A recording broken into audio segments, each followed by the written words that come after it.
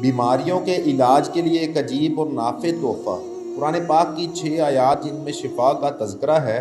دم کرنے، تعویذ بنا کر پلانے، تعویذ بنا کر باندھنے، پانی پر دم کر کے پلانے اور بطور ورد بتانے، الغرض ہر طریقے سے ہر بیماری کے لیے نفع مند ہیں۔ تعویذ بنانے کی صورت میں پہلے سورۃ فاتحہ اور آخر میں درود پاک بھی لکھ لیا جائے۔ وہ 6 آیات درج ذیل ہیں: وَيَشْفِ صُدُورَ قَوْمٍ مُّؤْمِنِينَ وَشِفَاءٌ لِّمَا فِي الصُّدُورِ يَخْرُجُ مِن بُطُونِهَا شَرَابٌ مُّخْتَلِفٌ أَلْوَانُهُ فِيهِ شِفَاءٌ لِّلنَّاسِ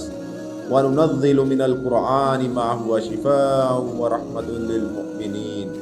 وَإِذَا مَرِضْتُ فَهُوَ يَشْفِينِ قُلْ هُوَ لِلَّذِينَ آمَنُوا هُدًى وَشِفَاءٌ۔ ان آیات کے استعمال کے درج ذیل طریقہ مفید اور مجرب ہیں، یعنی مریض خود ان آیات کو پڑھ کر اپنے اوپر دم کرے، کوئی اور پڑھ کر مریض پر دم کر سکتا ہے، پانی پر دم کر دیں، مریض اس پانی کو 7 دن تک پیے،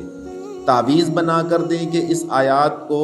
تعویذ جو ہے وہ جس پہ لکھا گیا ہے وہ پانی میں ڈال لے اور 7 دن تک وہ پانی پیے، کم ہونے کی صورت میں پانی اور ملاتے رہیں۔ سخت ضرورت کے تحت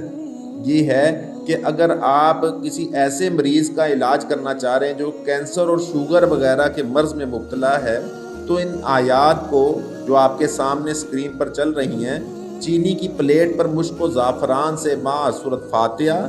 اور درود پاک لکھیں، یعنی اول آخر آپ نے درود پاک لکھنا ہے اور آیات لکھنے سے پہلے ایک دفعہ سورۃ فاتحہ بھی لکھ لینی ہے،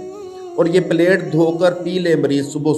اور یہ عمل 21 دن تک کریں، انشاءاللہ عجیب اثرات دیکھیں گے۔ جزاک اللہ۔